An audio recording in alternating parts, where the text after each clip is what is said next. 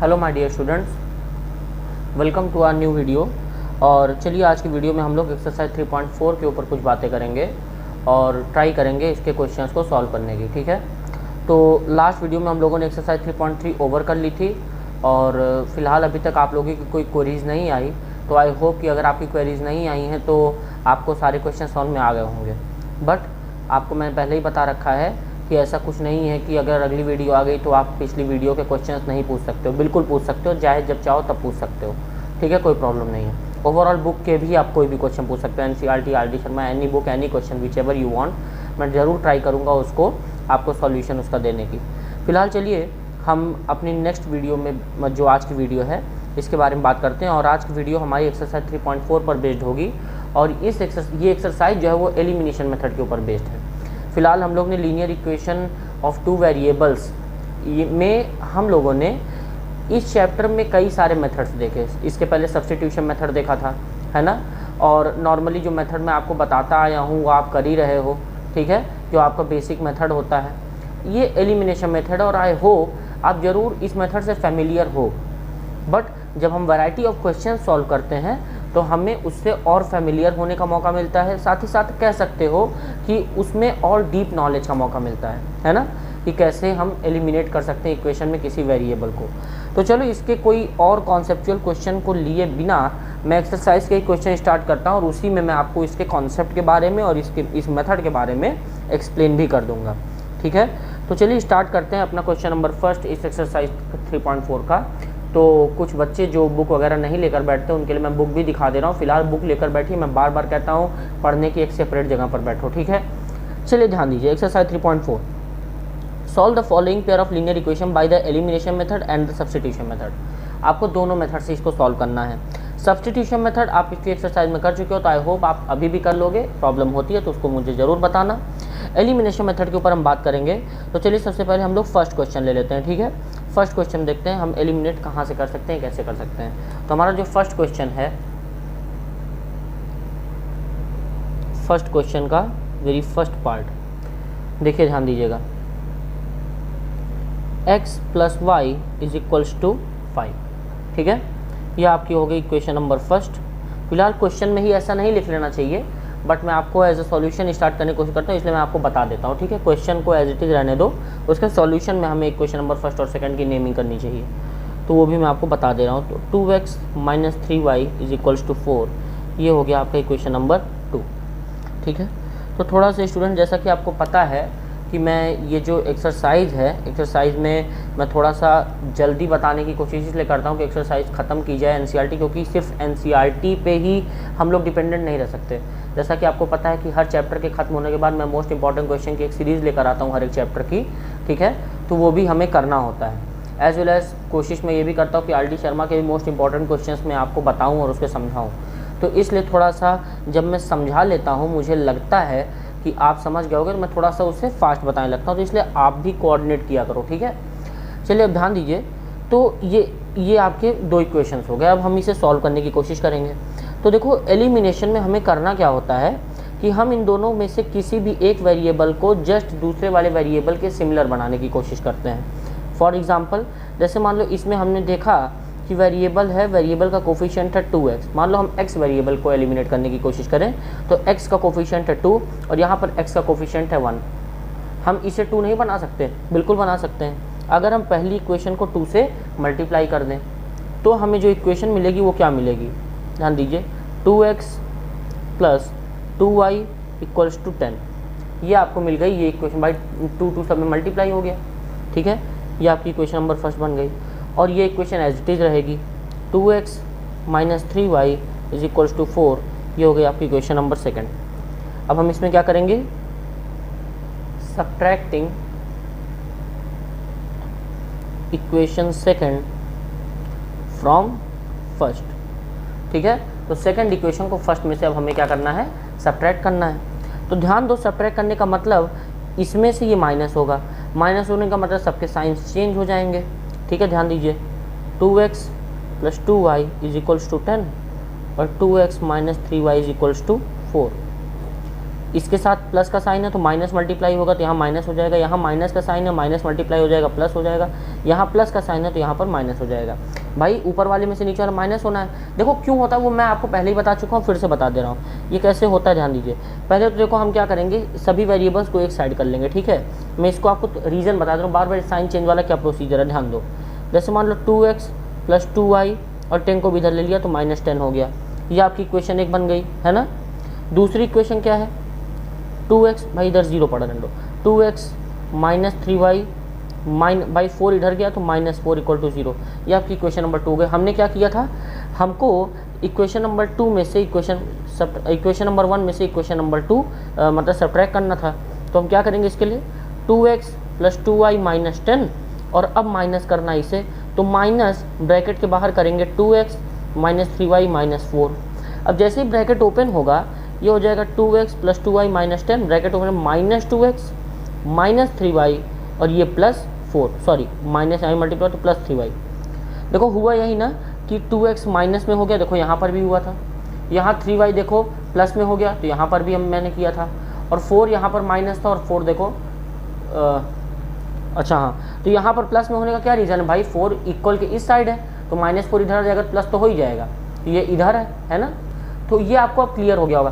तो देखो मैं ये जो साइन चेंज होता है उसका रीज़न एक ऊपर वाले में से नीचे वाला माइनस होता है, तो माइनस का मतलब ये सब के सब माइनस होंगे। ओके, तो अब देखिए 2x सेम है, ये कैंसिल हो जाएंगे, 2y + 3y मिलकर ये बन जाएगा 5y और ये 10 में से 4 माइनस हो तो ये क्या बन जाएगा 6। आई होप आपको क्लियर हो गया होगा। तो y की वैल्यू आ जाती है 6/5। यहाँ तक कोई प्रॉब्लम नहीं होनी चाहिए, है ना, क्लियर है सबको। चलिए अब ध्यान दीजिए आगे। अब देखिए आप, तो y की वैल्यू को उठाकर हम क्या करें, देखो ये एलिमिनेशन मेथड हो गया। अब y की वैल्यू को उठाकर किसी भी एक इक्वेशन में रख दो, तो हम क्या करेंगे, ये जो ऊपर इक्वेशन थी इसमें रखने की कोशिश करते हैं। Putting value of y in equation first. तो फर्स्ट इक्वेशन क्या थी, x + y = 5, तो x + y की जगह 6/5 = क्या था 5। अब भाई x हमें फाइंड करना है तो हम क्या करेंगे, x = 5 - 6/5। इसके पास कुछ नहीं तो डिनोमिनेटर 1 लगा देंगे। 5 और 1 का एलसीएम क्या हो जाएगा, 5 हो जाएगा। 1 5 × 5 और 5 × 5, भाई 1 से 5 को डिवाइड किया था आया 5 और 5 से न्यूमरेटर को भी मल्टीप्लाई करेंगे वो भी 5 है तो 5, बीच में माइनस का साइन ये वाला, ठीक है। फिर 5 1 × 5 और न्यूमरेटर कितना है 6। सॉल्व करिए आगे तो 5 5 × 25 और ये -6/5। तो यहाँ पर क्या आ जाएगा जानते हो, 25 - 6 आता है 19/5। तो x की वैल्यू क्या आ गई स्टूडेंट्स, 19/5, ठीक है। ये x की वैल्यू हो गई और यहाँ पर ये थी आपकी y की वैल्यू। तो x और y की वैल्यू हमने फाइंड आउट कर ली। आई होप आप लोगों को क्लियर हो गया होगा, है ना। तो चलिए अब बढ़ते हैं अपने इसी क्वेश्चन के नेक्स्ट पार्ट की तरफ और देखते हैं कौन सा आपके लिए इंपॉर्टेंट है, मैं वो बता देता हूँ, ठीक है। यहाँ से ध्यान दीजिएगा। तो ध्यान दीजिए स्टूडेंट्स, तो फर्स्ट पार्ट तो हमने सॉल्व कर लिया, सेकंड थर्ड आप करोगे और फोर्थ मैं कर लेता हूँ, ठीक है। फोर्थ मैं सॉल्व करता हूँ और इसको भी हम एलिमिनेशन मेथड से ट्राई करते हैं, ठीक है। सब्स्टिट्यूशन मेथड आपको पता है, पिछले एक्सरसाइज में बता चुका हूँ, तो मुझे कंफर्म है कि आप सॉल्व कर लोगे सब्स्टिट्यूशन से। मैं एलिमिनेशन से इसको भी ट्राई करता हूँ, ठीक है। तो फर्स्ट का फोर्थ पार्ट हम देखेंगे, fourth part of the first question. इसमें क्या है, x/2 + 2y/3 = -1 and x - y/3 = 3, ठीक है। ये हो गई आपकी इक्वेशन। अब एक काम करते हैं, it can be written as, इसे और कैसे लिखा जा सकता है, x/2 + 2y/3 -1 इधर आकर क्या हो गया +1 और इधर क्या बना =0। इस इक्वेशन को क्या लिख सकते हो, x - y/3 और 3 को भी इधर ले आए तो -3 = 0। ये हो गई आपकी इक्वेशन नंबर फर्स्ट, ये हो गई आपकी इक्वेशन नंबर सेकंड।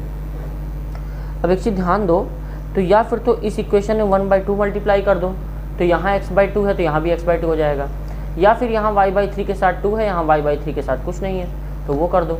लेकिन एक चीज़ ध्यान दीजिए, तो यहाँ पर भी प्लस है और यहाँ पे माइनस है, अगर हम 2 मल्टीप्लाई कर देंगे तो हम सब्ट्रैक्ट कर नहीं पाएंगे, सब्ट्रैक्ट करने में प्रॉब्लम हो जाएगी। तो या फिर तो -2 से करो तब आसान होगा, क्योंकि हमको सिमिलर बनाना होता है। ये +2y/3 है तो इसे भी +2y/3 बनाओ, ठीक है। तो यहाँ पे या फिर -2 से मल्टीप्लाई कर दो और या फिर तो इसमें सिंपली 1/2 से मल्टीप्लाई कर दो। तो हम क्या करते हैं, इक्वेशन 2 को मल्टीप्लाई कर देते हैं 1/2 से। यहाँ पर लिख भी सकते हो मल्टीप्लाइंग इक्वेशन 2 बाई 1/2, ठीक है। अब ध्यान दीजिए फर्स्ट इक्वेशन हमारी क्या आ जाती है, x/2 + 2y/3 + 1 = 0। और ये इक्वेशन क्या बन जाती है, x/2 minus y/6 by 1/2 y/3 multiply होगा तो y/6 हो जाएगा और -3/2 = 0। Is it okay. Sign change करेंगे भाई, माइनस होगा तो ये प्लस में है, देख रहे हो यहाँ कोई सा नहीं, माइनस, ये माइनस में हो जाएगा, ये माइनस है तो ये प्लस में हो जाएगा और ये माइनस ये भी प्लस में हो जाएगा, ये दोनों कैंसिल आउट। 2y/3 और y/6। अब ध्यान दीजिए, देखो ओवरऑल हमको 0 के उधर भेजना ही होगा इसे, बट ठीक है हम ट्राई कर लेते हैं।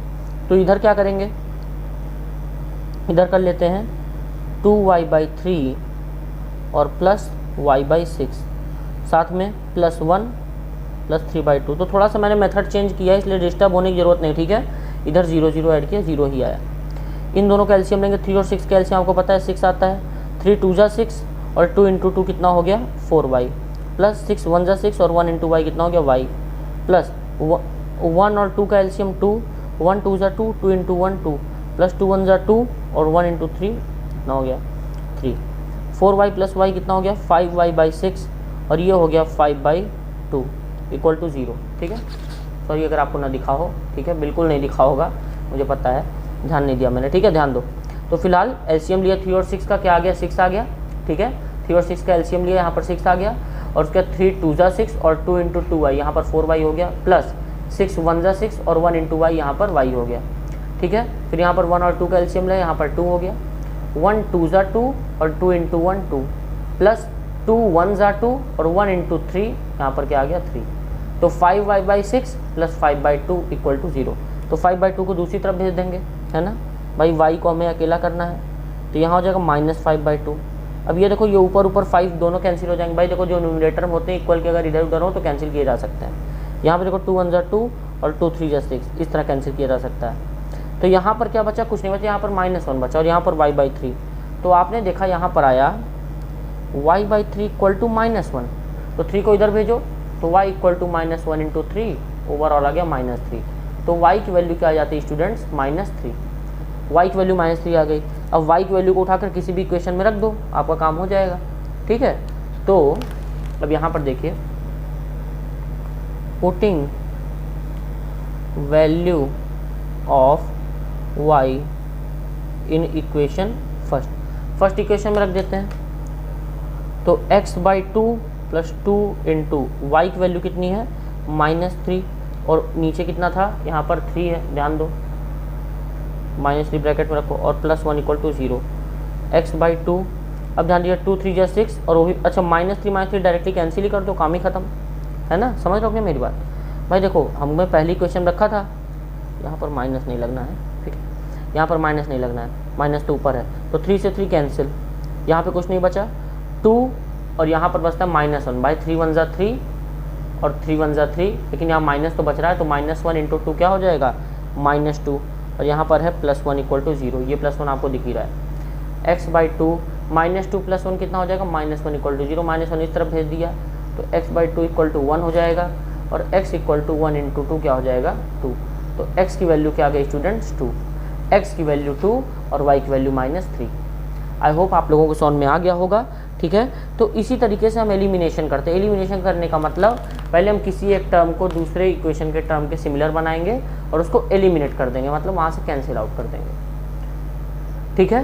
तो चलिए बढ़ते हैं अब अपने अगले क्वेश्चन की तरफ। जैसा कि फर्स्ट क्वेश्चन के 4 पार्ट थे, जिसमें से 2 पार्ट मैंने सॉल्व कर दिए हैं और 2 पार्ट आपको वीडियो देखते ही मेरे पास सॉल्व करके सेंड करना है। तो चलिए अब अपने क्वेश्चन नंबर 2 की तरफ बढ़ते हैं और सेकंड के कुछ पार्ट्स पर ध्यान देते हैं। ओके, ध्यान दीजिए स्टूडेंट्स। अब देखिए क्वेश्चन नंबर 2 पे, क्वेश्चन नंबर 2 के फर्स्ट पार्ट, पहली बात तो क्वेश्चन पढ़ लिया जाए ध्यान से। Form the pair of linear equation in the following problems and find their solution if they exist bye the elimination. अच्छा देखो ये ध्यान दो, ये बहुत इंपॉर्टेंट है कि कोई ज़रूरी नहीं कि सॉल्यूशन एग्जिस्ट करता ही हो, देखो मैं आपको पहले ही बता चुका हूँ कि एग्जाम्पल जरूर सॉल्व कर लिया करिए।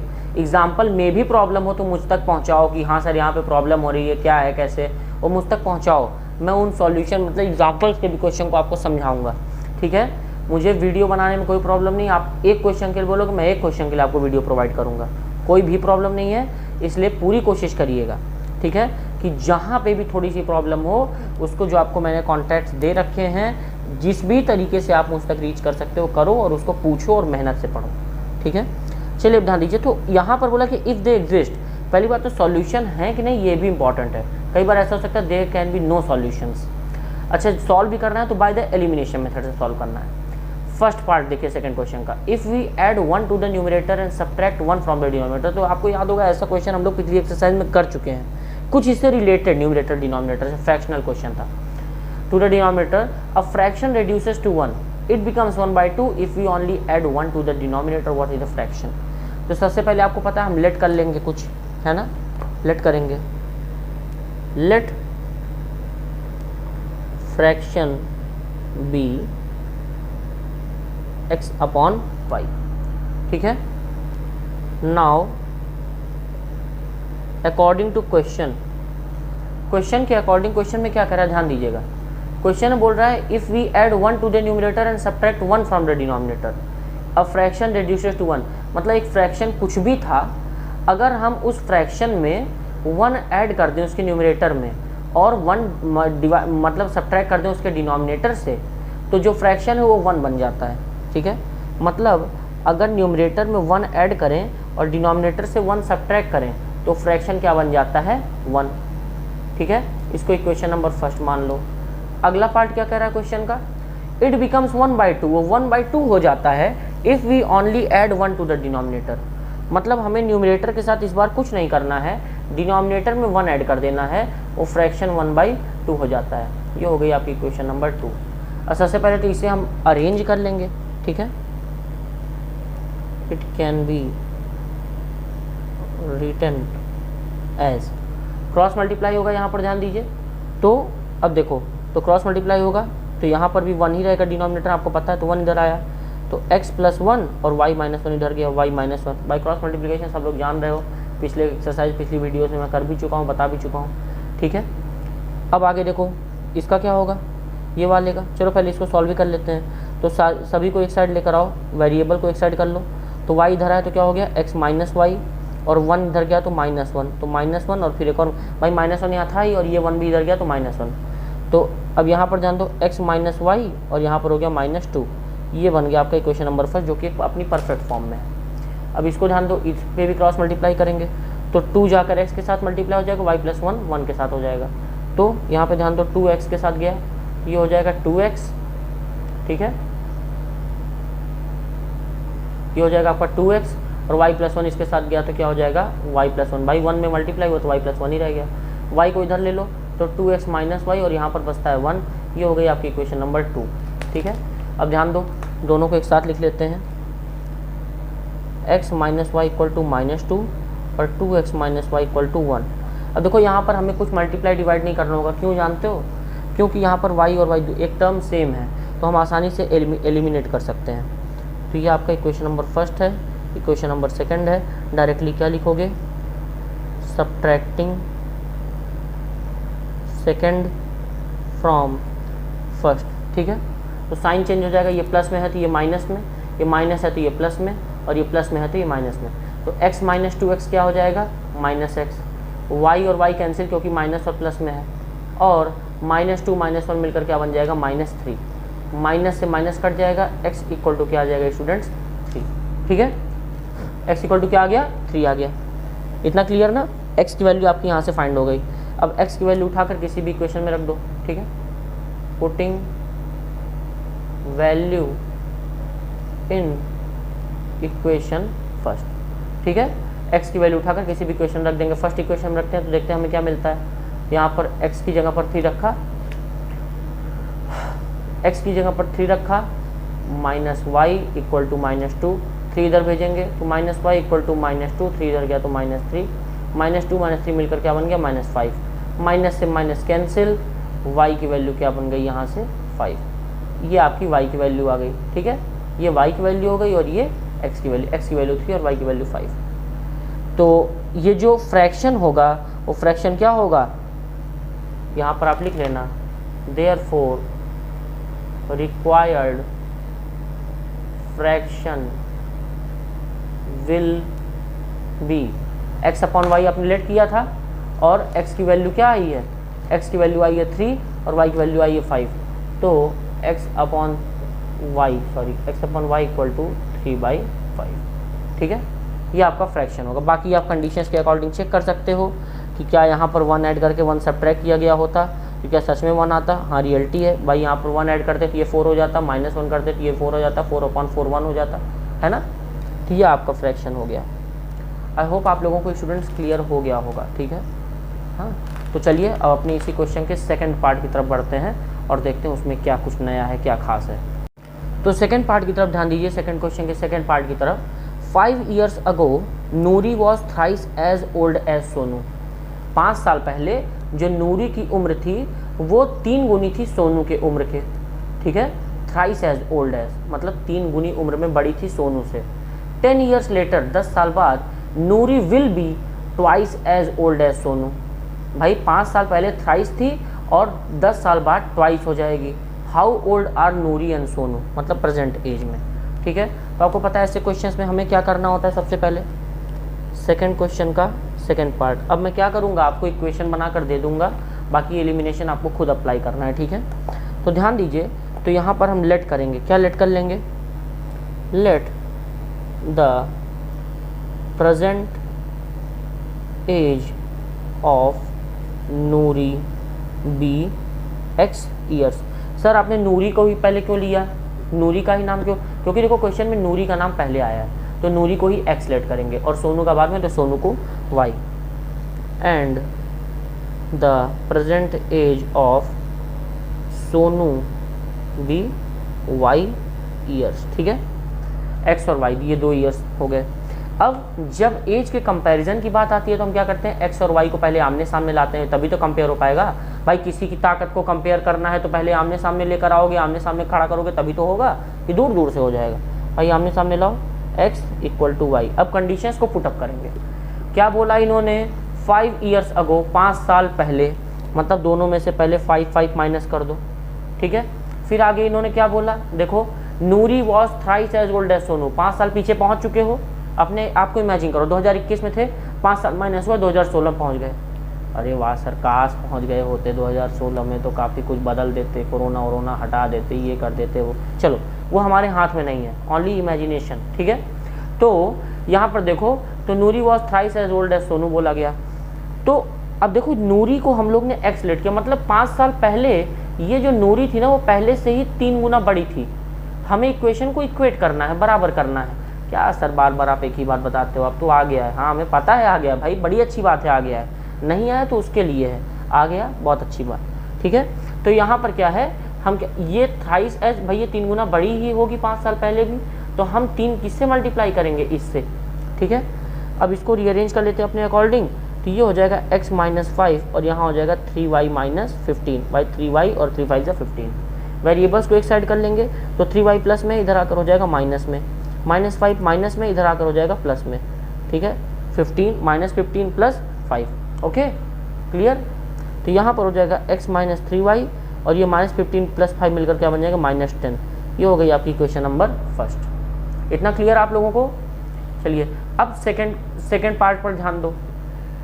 10 years लेटर मतलब 10 साल बाद फिर से आमने सामने आएंगे x और y, फिर से कंपैरिजन की बात आई, x और y आमने सामने आए।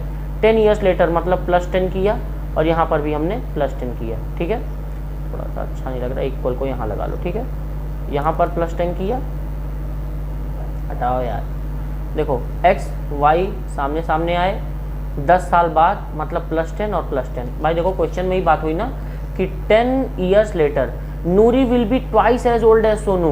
नूरी 2 गुना बड़ी हो जाएगी, तो नूरी तो हो जाएगी, तो ये कैसे होगी, इसमें 2 मल्टीप्लाई करो। ठीक है, तभी तो इक्वेशन आपकी इक्वेट होगी, आमने सामने इक्वल रखने के लिए लायक होगी। अब इक्वेशन को अरेंज करो अपने अकॉर्डिंग, x + 10 और इधर हुआ तो 2y + 20। भाई 2 दोनों में मल्टीप्लाई हो गया। वेरिएबल एक साइड करेंगे तो x - 2y और 10 इधर जाएगा तो 20 माइनस 10, ये हो जाएगा x minus 2y equal to 10, equation number second. Is it okay with you? अब आपकी दोनों इक्वेशन आपके सामने है, ध्यान दीजिएगा। x minus 3y equal to minus 10, ये हो गई इक्वेशन फर्स्ट, और x minus 2y equal to 10, ये हो गई इक्वेशन नंबर सेकेंड। ठीक है, अब आपको क्या करना है, एलिमिनेशन मेथड अप्लाई करो और x और y की वैल्यूज निकालो, वो ही प्रेजेंट एज हो जाएगी नूरी और सोनू की। Is it okay with all of you? Very good. तो चलिए अब बढ़ते हैं अपने नेक्स्ट क्वेश्चन की तरफ। नेक्स्ट क्वेश्चन का सेकंड क्वेश्चन यही होगा, next part of this question की तरफ। ठीक है, अब ध्यान दीजिएगा इस क्वेश्चन पे, और बहुत ध्यान वाला ध्यान दीजिएगा। ठीक है, the sum of the digits of a 2 digit number is 9। एक 2 डिजिट का एक नंबर है जिसकी डिजिट्स का सम, फॉर एग्जांपल मान लो वो नंबर है 54, फॉर एग्जांपल मान लो एक नंबर है 54। ठीक है, तो ये 2 डिजिट का एक नंबर हो गया 54, तो 5 + 4 क्या आ रहा है, 9 आ रहा है ना, यही आ रहा है। तो बस वही हमको यहाँ पर करना है, लेकिन हमें ये नहीं पता कि वो 54 होगा कि 63 होगा कि 72 होगा कि 81 होगा, है ना, ये तो पता नहीं है भाई। 54 ही क्या 45 भी तो हो सकता है। चलो अब देखो, so the sum of the digits of a 2 digit number is 9 also. चलो पहले तो इतना पार्ट ले लेते हैं, the sum of the digits of a 2 digit number. तो यहाँ पर लेट करेंगे third part of this question, let the digits of a 2 digit number be x and y। ठीक है, लेकिन x एंड y, तो भाई ये 5 4 या 4 5 की कहानी हो जाएगी। x कहाँ रहेगा वो भी तो इम्पोर्टेंट है, तो ये भी बताएंगे। And x be the digit of 10th place, x जो है वो 10th की प्लेस पर रहेगा, and y be at units place. ठीक है, जैसे बाई 54 है तो 4 यूनिट की प्लेस पर है, इकाई की जगह, और 5 दहाई की जगह, मतलब टेंस की प्लेस पर है। तो ये लिखना जरूरी ना भाई, क्या पता एक्स वाई लेट कर लिया तो वो नंबर वाई एक्स भी तो हो सकता है, एक्स वाई ही क्यों हो, है कि नहीं भाई, 54 ही क्यों, 45 भी तो हो सकता है। ये आपको बताना जरूरी है कि x be the digit of 10th place and y be at the units place. इतना क्लियर? तो अब पता चला कि एक्स वाई नाम की एक डिजिट है। ठीक है, एक्स वाई नाम की डिजिट, जैसे 54 वैसे एक्स वाई मान लो। तो उन डिजिट्स के उस डिजिट के दोनों डिजिट्स का सम, उस नंबर के दोनों डिजिट्स का सम 9 बता रहा है क्वेश्चन। देखो यही बोला गया ना कि the sum of the digits of a 2 digit number is 9। तो उन दोनों मतलब कि x प्लस वाई मिला करके आ रहा है 9। ये हो गई आपकी सिंपल सी इक्वेशन नंबर फर्स्ट। अब सेकेंड इक्वेशन देख लो, सेकेंड क्या होगी, also 9 times this number is twice the number obtained by reversing the order of the digit. अब ये थोड़ा सा उलझाने वाला काम है। Also 9 times this number is twice the number obtained by reversing the, तो मतलब समझो अब यहाँ पर बात आई है 1 और 10th प्लेस को जाहिर करने वाली, उसको एक्सप्रेस करने वाली। भाई इसके पहले तो दोनों डिजिट का सम 9 था, बहुत ही सिंपल हो गया है ना, लेकिन यहाँ पर 9 times this number is twice the number obtained by reversing the order of the digit. मतलब अगर ये एक्स वाई है तो अब वाई एक्स हो जाएगा, मतलब 54 है तो 45 हो जाएगा। 54 में 5 कहाँ पर था, बात ध्यान से समझना, 10th की प्लेस पर। 45 में 5 कहाँ हो जाएगा, 1s की प्लेस पर। आपको याद होगा, आप पहले प्लेस वैल्यू पढ़ चुके हो, तो 54 में अगर 4 की प्लेस वैल्यू देखी जाए तो 4 × 1 4 आता है, और 5 की प्लेस वैल्यू देखी जाए तो 5 × 10 50 आता है। तभी तो 50 + 4 करते हो तो 54 आता था। वही 45 में अगर हम करें तो 5 × 1 5 1s की प्लेस पर आता है, और 4 जो है 4 × 10 4 10s की प्लेस पर आता है 40 + 5। तो उसी तरह रिवर्सिंग करना है हमें, मतलब जब तक ये डिजिट एक्स वाई है, ठीक है, जब तक ये डिजिट एक्स वाई है तब तक x 10s की प्लेस पर होगा। तो मतलब 10x + y, अच्छा कंपेयर भी करना है जस्ट इसकी रिवर्स डिजिट से, तो वो नंबर हो जाएगा yx, अभी तो xy था तो 10x प्लस y, अब हो जाएगा yx जस्ट 54 और 45 की तरह, यहाँ पर आपने देखा। तो रिवर्स करने के बाद ये हो जाएगा 10y प्लस x, भाई y आ गया 10 की प्लेस पर। अब कंडीशन क्या दी है वो देखो, ऑल्सो 9 टाइम्स दिस नंबर, मतलब इस नंबर का 9 टाइम जो है जिसकी अब तक बात हो रही थी, इज, ध्यान दीजिए, is twice the number obtained by reversing the order of digit, मतलब जस्ट जो दूसरा जो हमें रिवर्सिंग इस डिजिट को रिवर्स करने के बाद मिल रहा है उसका ट्वाइस है, ठीक है, मतलब इसका 9 टाइम और इसका ट्वाइस बराबर है, इनका कहने का ये मतलब है, ठीक है। ये बन गई आपकी equation number second. Equation number second को थोड़ा सा सिंप्लीफाई कर लेंगे इसको सॉल्व करके, तो 9 10 90x plus 9y, sorry 9 multiply होगा, ठीक है, 90x प्लस 9y, यहाँ पर क्या हो जाएगा देखो 20y प्लस 2x, ठीक है। सॉल्व कर लेंगे, वेरिएबल्स को एक ही साइड बुला लो, सब वेरिएबल ही हैं, तो 90x, ध्यान दीजिएगा, इधर आ जाएगा 2x और यहाँ पर 9y minus 20y is equal to 0, ठीक है, 90x प्लस 9y और यहाँ पर माइनस 20y इधर आ जाएगा और माइनस 2x इधर आ जाएगा, इतना क्लियर है।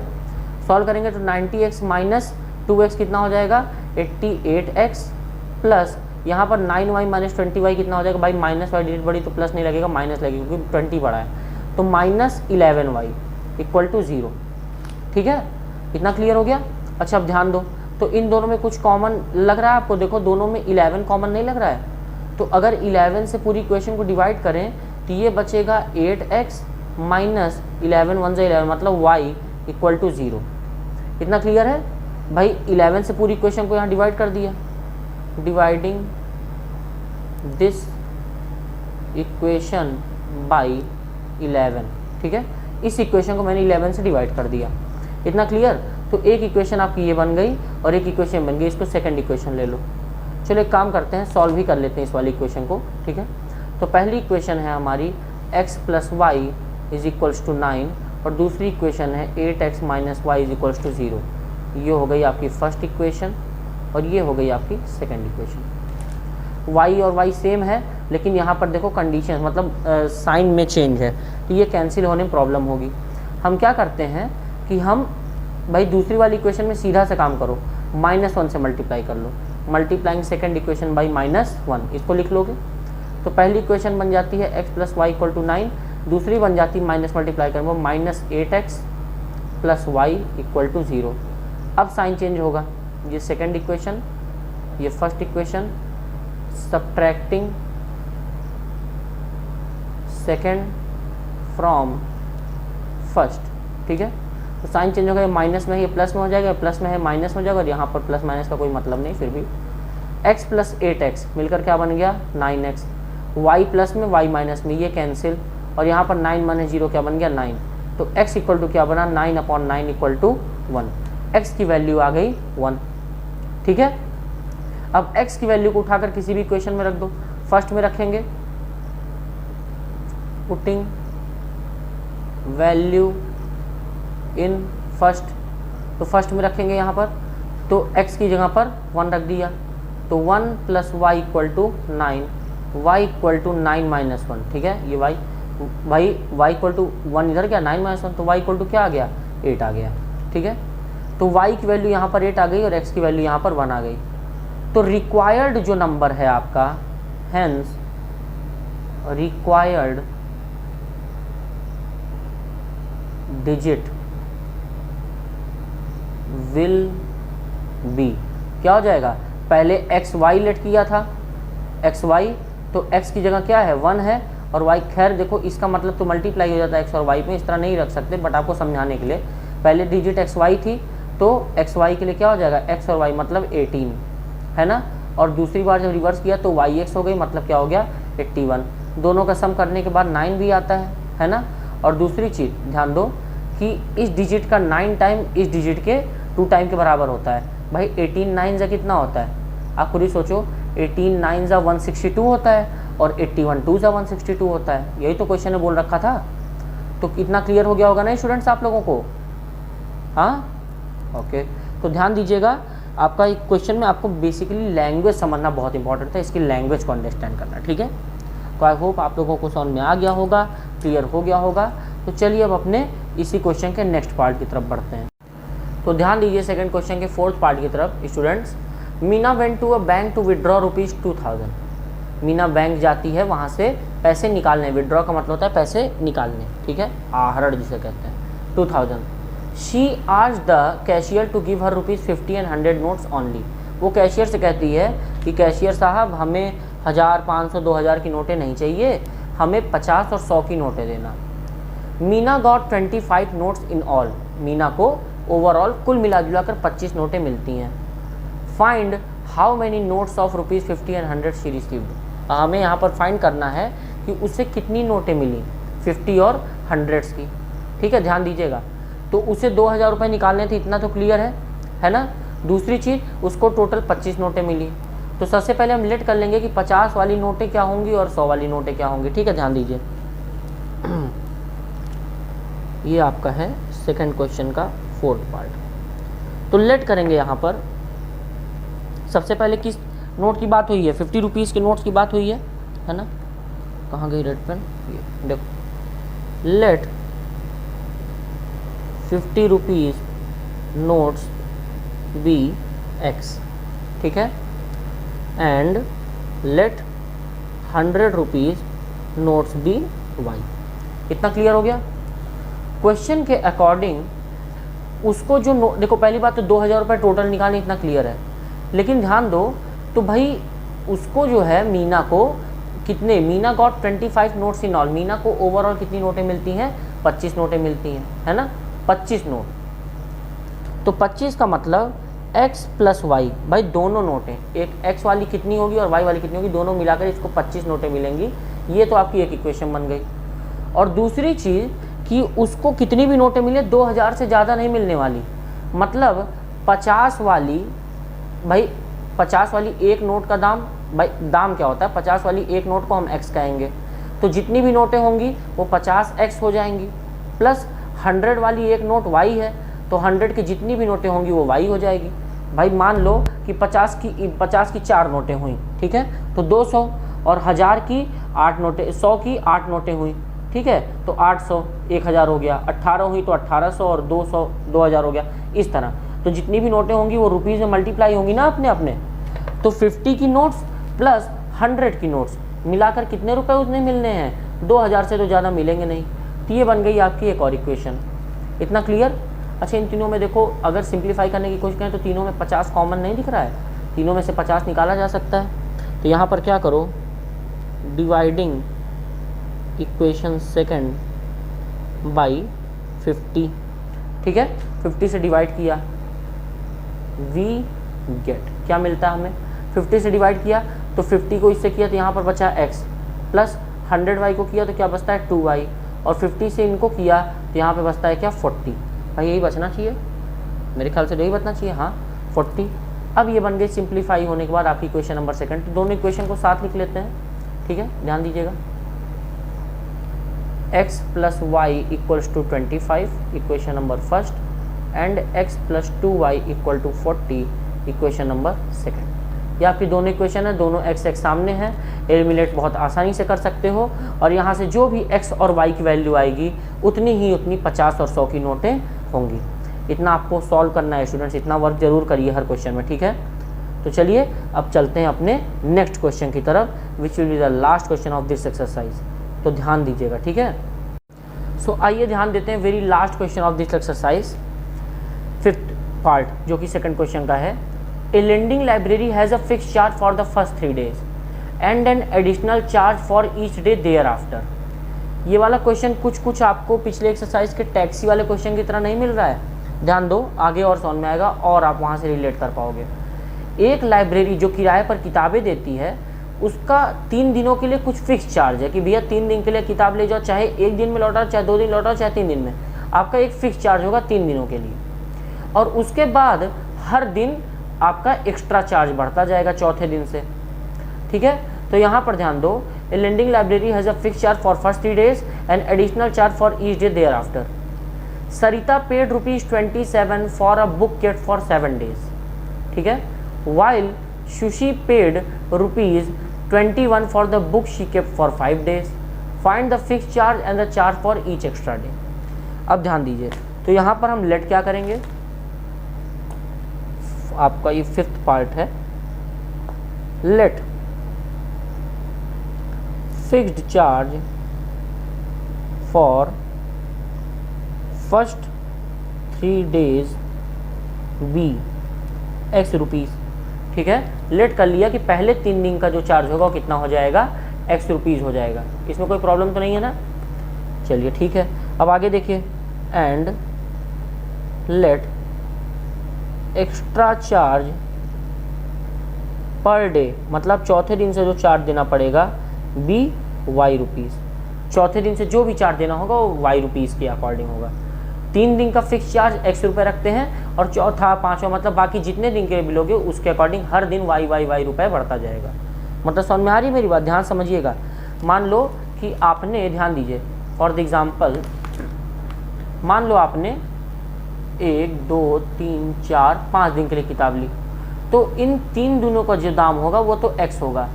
अब पर डे के अकॉर्डिंग Y और भी दिनों के लिए लोगे तो Y, तो यहाँ से क्या हो गया, X + 2Y हो गया, यही हुआ भाई। 3 के अलावा 2 दिन के लिए एक्स्ट्रा लिया तो X + 2Y है ना। 3 दिन के लिए फिक्स है X रुपीज़, उसके बाद हर दिन के लिए Y रुपये बढ़ता जाएगा। उसी तरह यहाँ पर हमें ध्यान देना है कि जिन्होंने किताबें ली वो कितने दिनों के लिए ली। तो ध्यान दो, सरिता ने 27 रुपये टोटल दिया जब उसने 7 days 27 रुपीज़ शी पेड, जब उसने 7 days के लिए बुक को लेंड किया, ठीक है। तो 7 days का मतलब अगर 3 days माइनस कर दे, भाई 3 days का तो फिक्स चार्ज है ना, 3 days का फिक्स चार्ज है, तो 7 - 3 मतलब 4 दिन, 4 दिनों के लिए उसने एक्स्ट्रा चार्ज उसने दिए होंगे 4 दिनों के लिए। पर डे उसके Y रुपये मतलब 4Y रुपीज़ उसने भरे होंगे। भाई अभी उसको हमको Y का पर्टिकुलर वैल्यू, कंफर्म वैल्यू नहीं पता है, ठीक है। उसने कितने रुपए भरे, 27। मतलब जो आपकी इक्वेशन बनती है वो क्या बनती है, पहले X रुपीज़ तो 3 दिन के हो गए प्लस 4 दिन और, क्योंकि 7 दिन के लिए उसने रखा ना, तो 3 दिन के तो ये फिक्स हैं, प्लस 4 और दिन के जो चार्ज होंगे मतलब Y 4 दिन तो 4Y इक्वल टू कितना, 27। इनका कहना है ये कितने का पड़ेगा, 27 रुपीज़ उन्होंने दिया। वहीं सुशी नाम की किसी लड़की ने 21 रुपीज़ दिया जब उसने 5 दिन के लिए किताब रखी। तो 5 दिन का मतलब क्या होता है भाई, 3 का तो फिक्स ही होगा, 2 दिन एक्स्ट्रा रखी इसने 5 में से, है ना। तो X मतलब ये 3 दिन का फिक्स, बाकी 2 दिन एक्स्ट्रा रखी तो Y + Y मतलब हो गया 2Y, और कितना दिया, 21 रुपये। ये हो गई आपकी क्वेश्चन नंबर 2। अब आपको एलिमिनेशन मेथड अप्लाई करना है और आसानी से जो X की वैल्यू आएगी वो 3 दिन का चार्ज होगा और जो Y की वैल्यू आएगी वो पर डे का एक्स्ट्रा चार्ज होगा। तो आई होप स्टूडेंट्स आप लोग बहुत अच्छे से समझ गए होंगे और यहाँ पर आपकी जो एक्सरसाइज 3.4 है वो ओवर होती है। कोई भी प्रॉब्लम, कोई भी क्वेरी है, कमेंट में, व्हाट्सएप पे, टेलीग्राम पे, कहीं भी आपको जो ऑप्शन दे रखा है भाई, जो स्टूडेंट्स हैं उनके पास कॉलिंग नंबर भी है आप लोगों के पास, ठीक है, तो आप उस पर भी कॉल करके क्वेश्चंस पूछ सकते हो। तो अगली वीडियो में मिलते हैं अपनी नई एक्सरसाइज के साथ, cross multiplication method. It is a little different method, so इसके बारे में थोड़ा सा ध्यान भी आपको देना पड़ेगा, बट मैं हूँ तो कोई प्रॉब्लम नहीं है, आपको ईजी करके समझाने की कोशिश करूँगा, ठीक है। टिल देन गुड बाय, और अपना ध्यान रखिए और मेहनत से पढ़ाई करते रहिए।